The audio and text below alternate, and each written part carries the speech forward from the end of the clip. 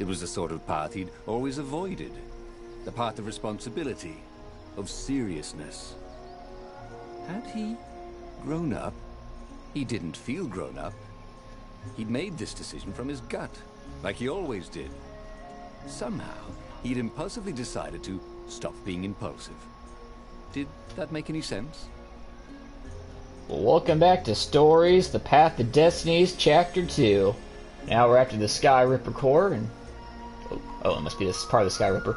Okay.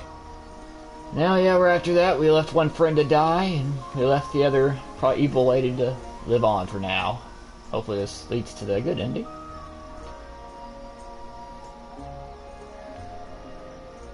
Let's see how this goes. What is this? Jump down. Alright, yeah, why not? Hopefully it leads to treasure.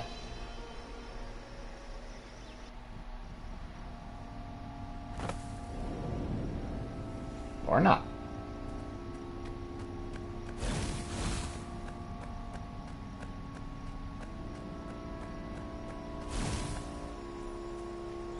Oh, there's treasure? Okay, good. I wonder what I could make with all these sword crafting materials, thought Renato. There was something sour in the air. Like the earth had ruptured over something that had been fermenting for a very long time.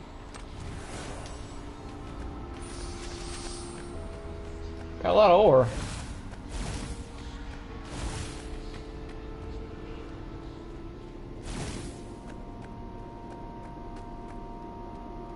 And this is why heroes are called dashing, Renato thought. See? Dashing? Get it?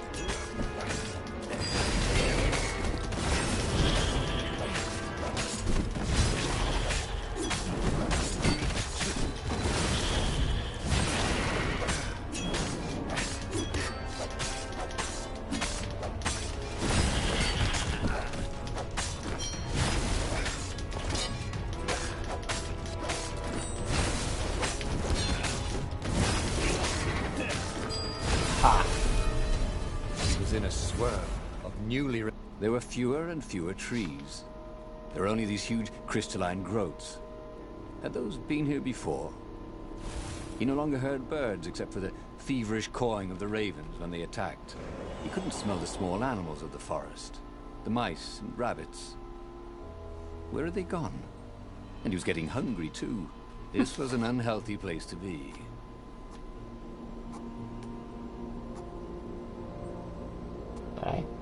I have the shield. Okay. Whatever, I guess. Attack medium, previous land, perfect strike bonus, and combo.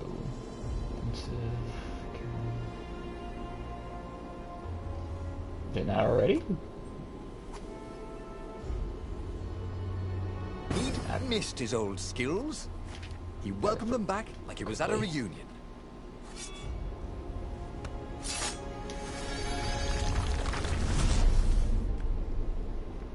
That's a lot better. I like moving fast. Always have.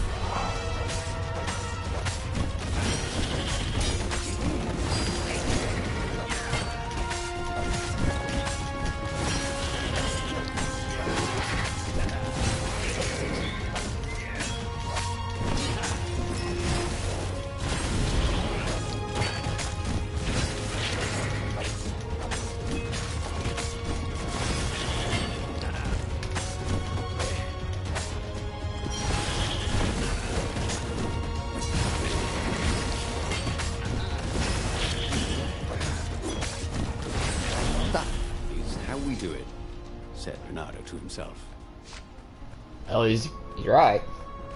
Game is pretty easy so far. Maybe when I get to a boss, it'll be a little trickier. I think I've been hit, well, twice, I guess. Once by a crow, once by the light thing. The 20-sided core made him feel physically sick. Once he had sneaked into a temple of the dark arts, and he hadn't liked what he smelt and saw there. This felt like that. As quick as he could, he wrangled the icosahedron into the armature. The wheels began to spin, then glow. The sick feeling quickly spun away. Now he only felt sad. He had lost good friends for this war apparatus. He carried his prize back to the Farfarer. Now, he had to make his next move. There was a key Imperial outpost on the Nexus. If this really was some sort of super weapon, he could use it to wreak havoc on the enemy. And if it wasn't, well, better to know that before the final battle. But maybe he should show it to some scientists first. There was an observatory on the Nexus. Maybe he should go there before he fired it.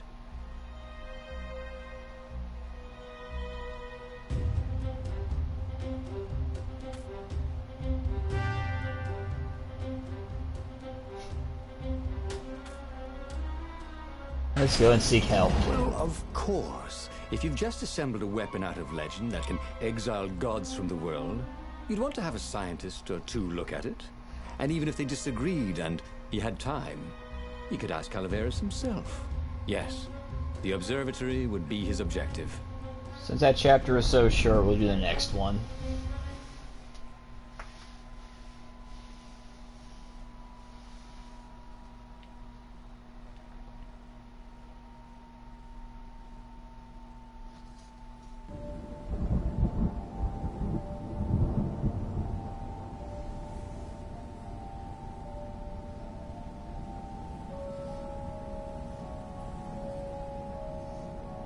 Why had the parts of the Sky Ripper only surfaced now?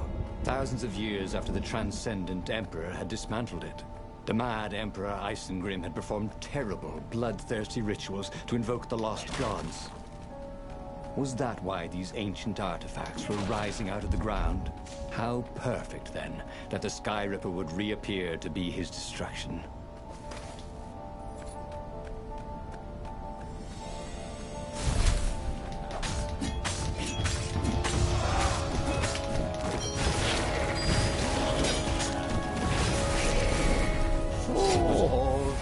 Back to him. He wondered what he'd remember next.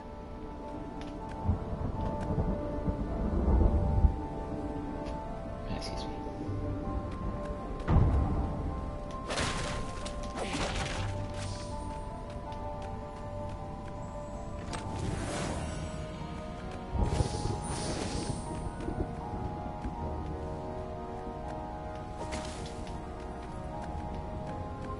Nara had been the terror of the sandcastles when he was 2.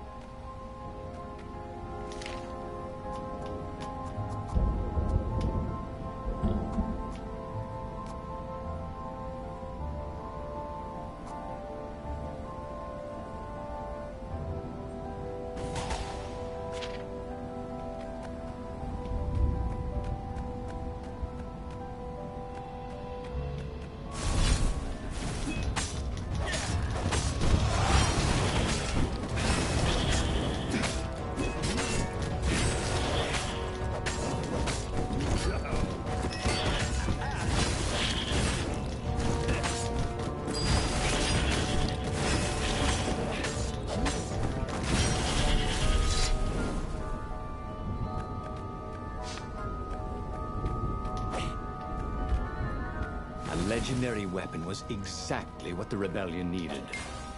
They were outnumbered. The once kind emperor had become a tyrant. But his ravens stayed loyal, for he fed them his victims, and the other animals were too frightened to rebel. Renato shuddered at what the emperor was trying to do.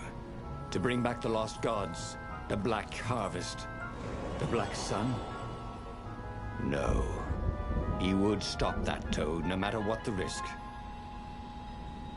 Oh yeah.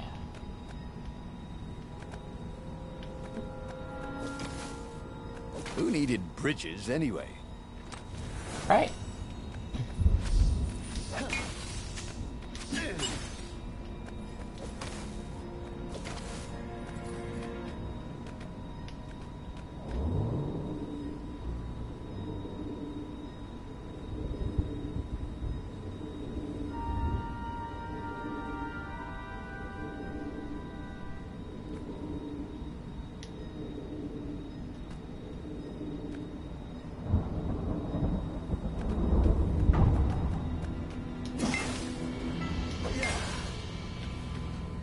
More health. The Nexus Observatory had the Empire's most renowned scientists. working by themselves without interference. At least, so far. Here we go.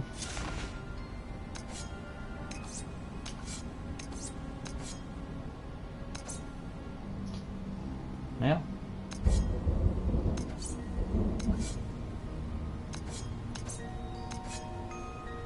I could upgrade it, but I kind of want one of the other Nuwa swords and open up some of these secret doors. This was much easier than free climbing.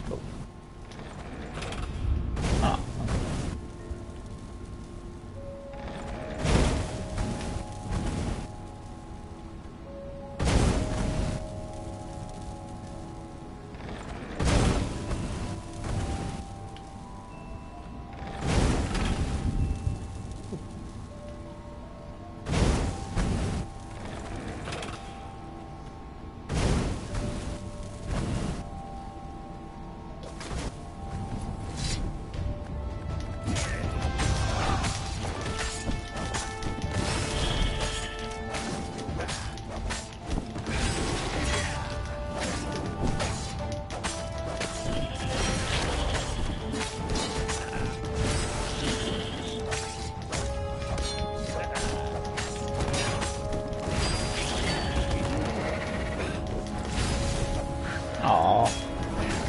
Ooh, Renato hated warlocks. The way they stayed back and lobbed pain and death from a distance.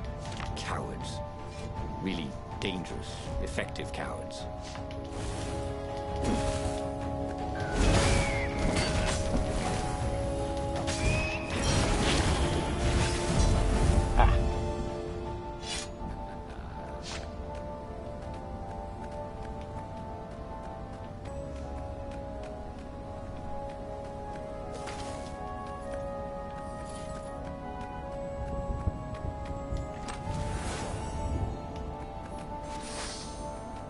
Alright, some water essence.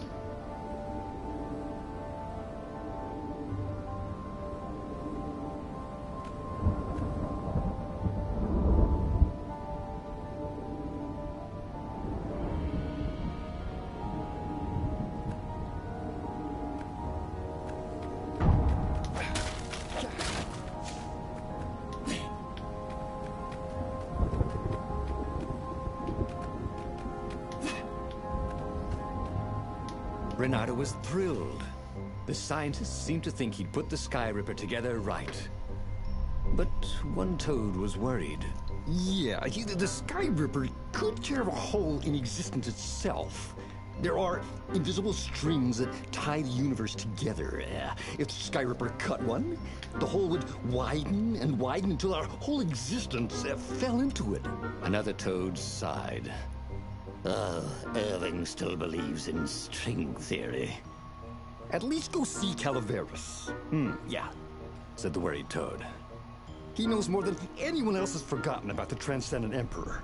If anyone could tell him how to use this weapon safely, it would be Calaveras. It was he who had told Renato how to find it in the first place. But maybe he had to give up on using it as a weapon. Maybe he had to go to the secret rebel base and ask the generals there what he could do with a weapon that he dared not use.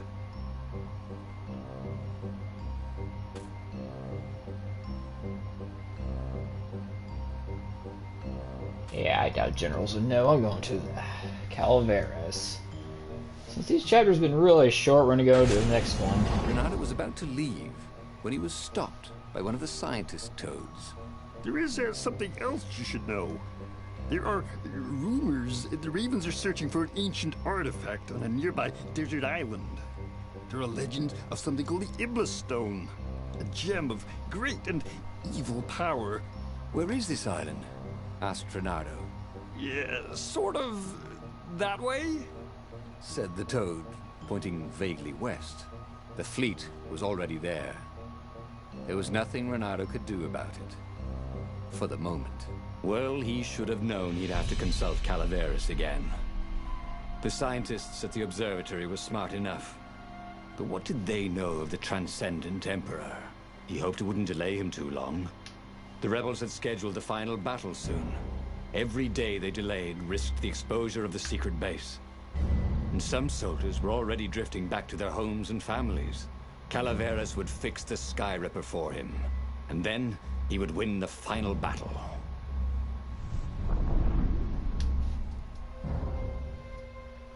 Hopefully.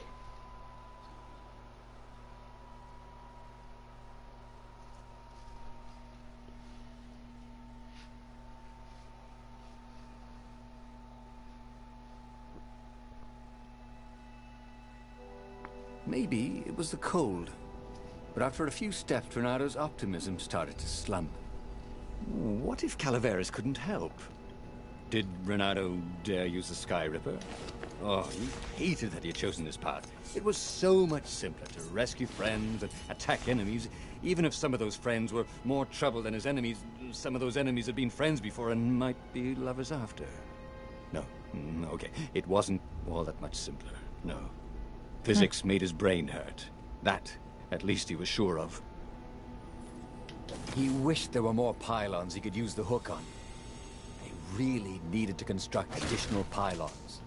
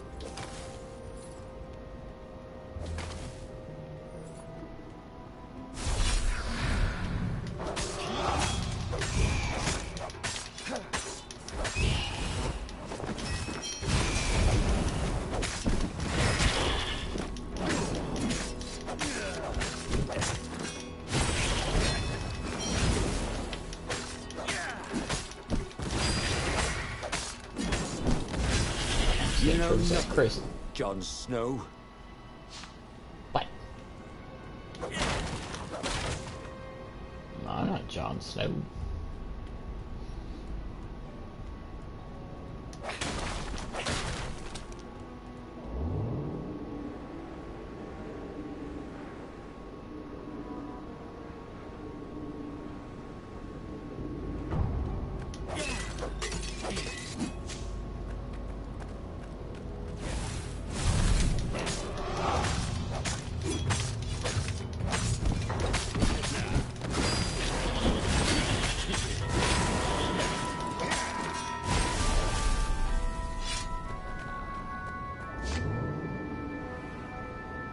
Renato had always wanted a flying carpet. This was more like a flying tabletop, but it would do.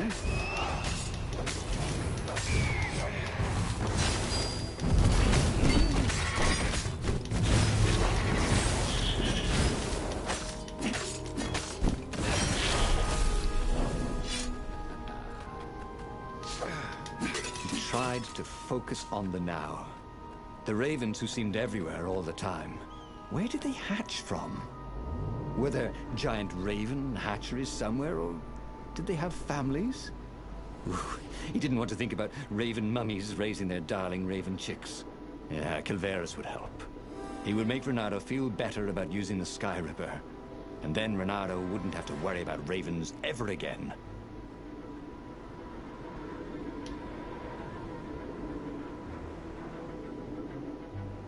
Renato's paws were getting numb. Calaveras really didn't want company, did he? This is really high up.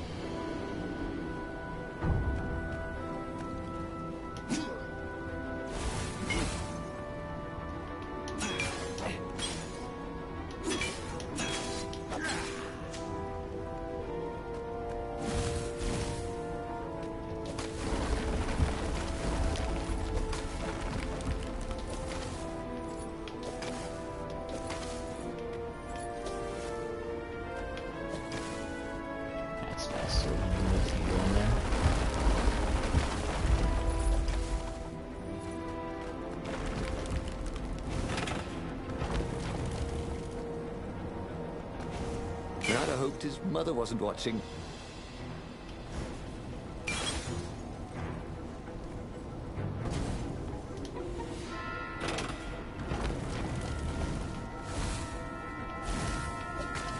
Renato had been focusing all his energies on the Sky Ripper. Calaveras could not fix it. He'd be out of options. He would have to assault the Imperial fleet empty-handed. Oh well. I can do it. Maybe.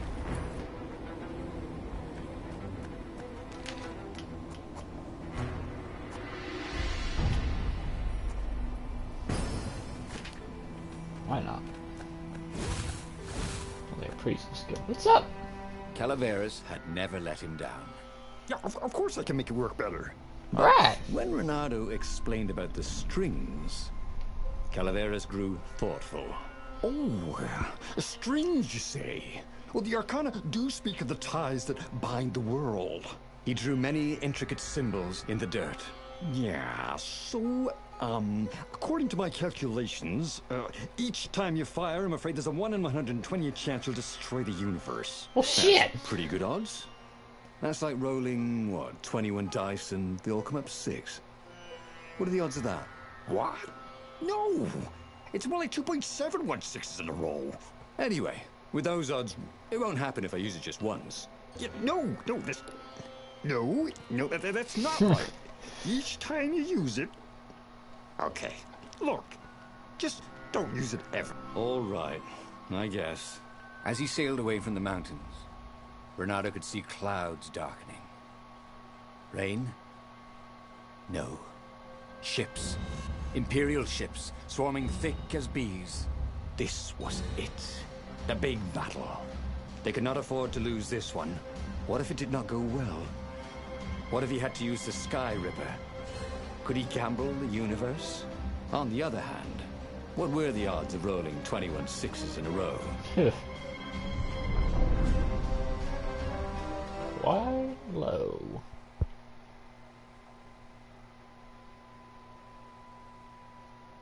Well, it's very short. That's about it. I'm gonna go ahead and just finish.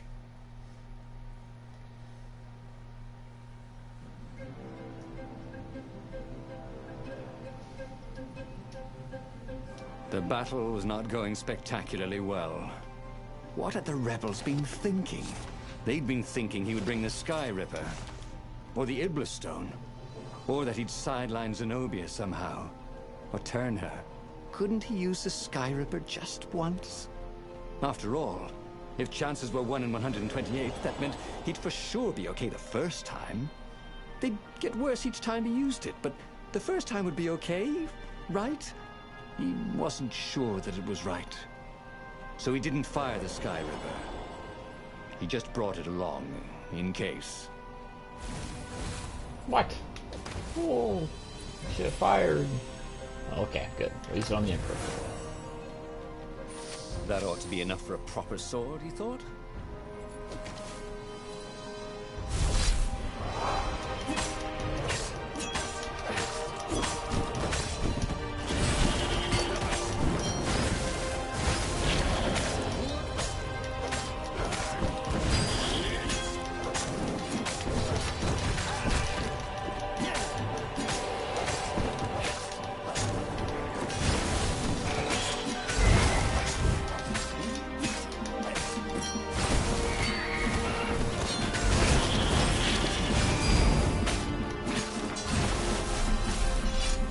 Already, Renato knew more than he ever had. But about what?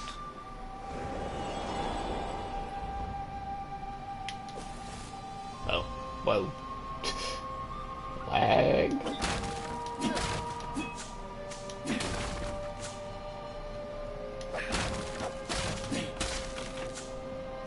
Ugh, excuse me. That's pretty glitchy, actually.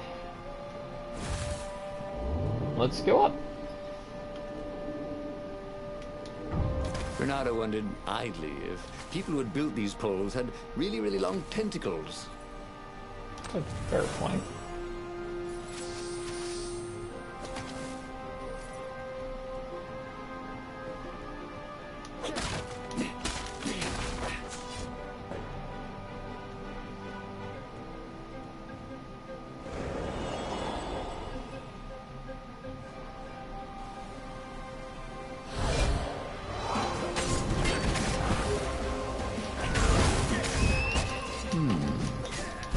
that go to?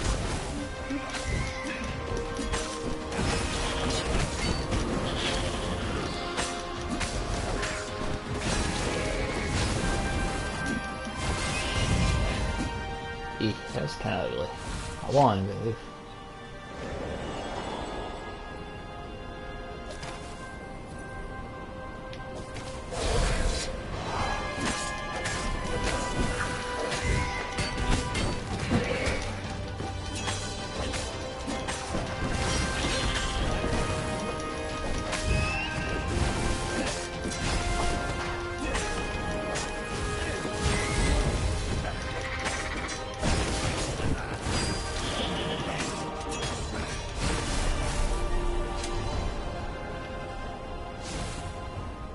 Smashing things was fun. Always is.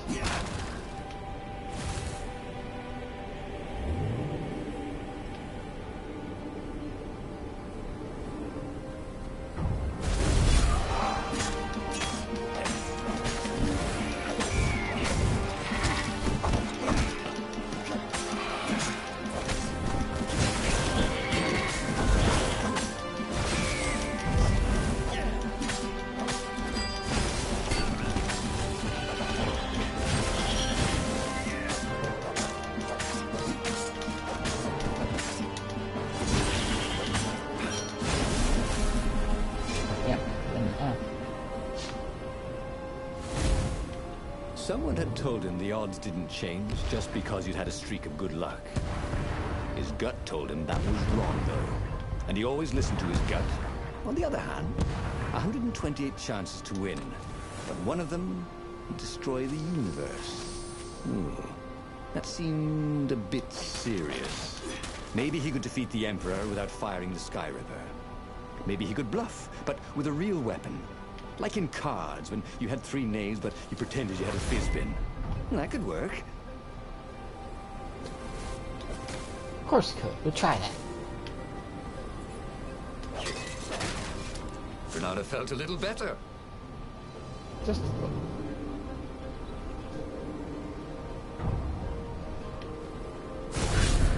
oh boy.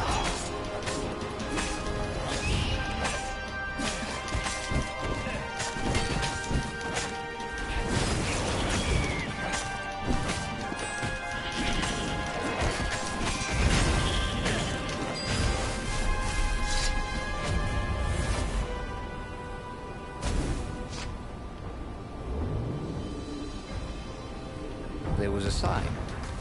Take the goat across first. Goat.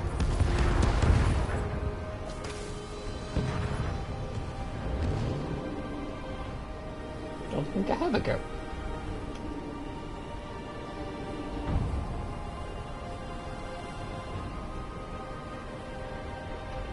Should go that way.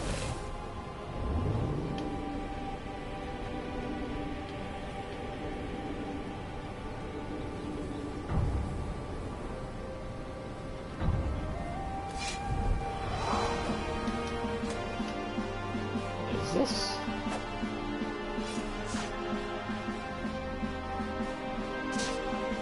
Okay.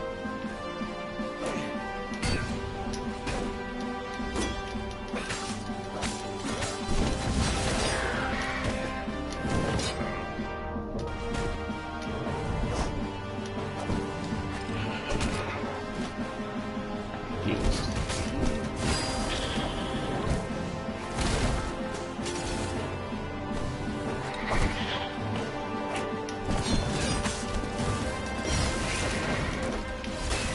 In and out, I guess.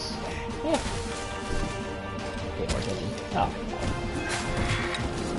Alright. You killed my dummy.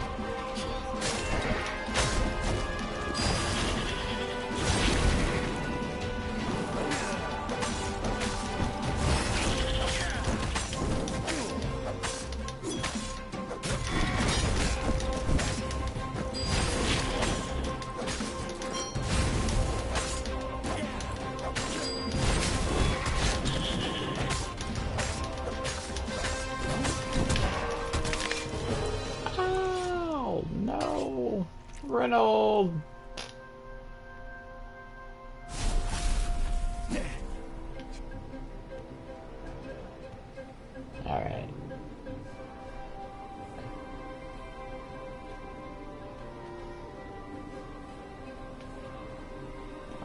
finally died.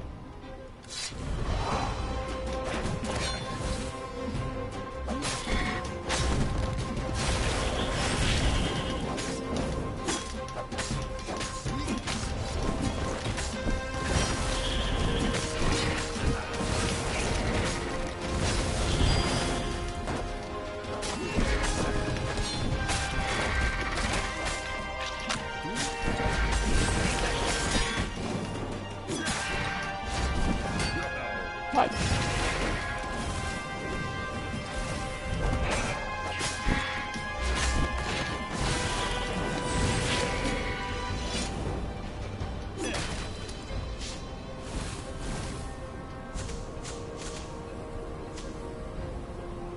He set up the Sky Ripper and let it warm up.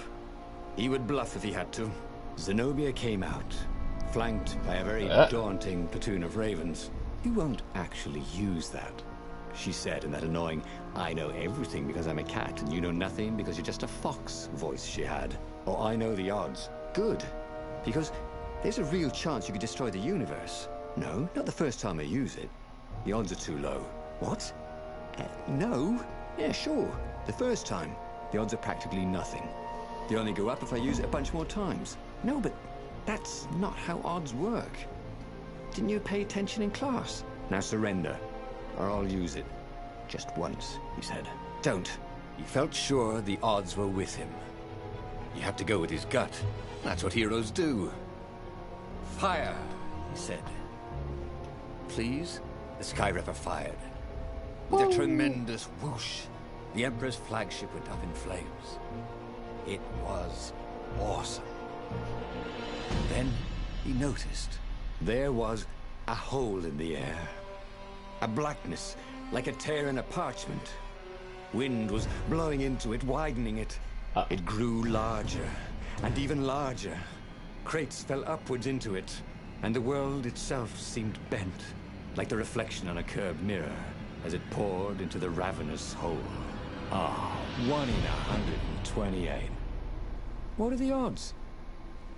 Thought Fernando. And then everything fell into the hole and was gone. Well, you know. Okay, that was weird. He could have sworn he just died. Instead, he was on the Farfarer, sailing away from Ubar. And it was still burning. He'd fled burning Ubar years ago, hadn't he? And now he was back there. Had all those years fighting the Empire been nothing but a vision into the future? A useful vision if it was true. He'd learned something. The core was powerful, but dangerous if used improperly.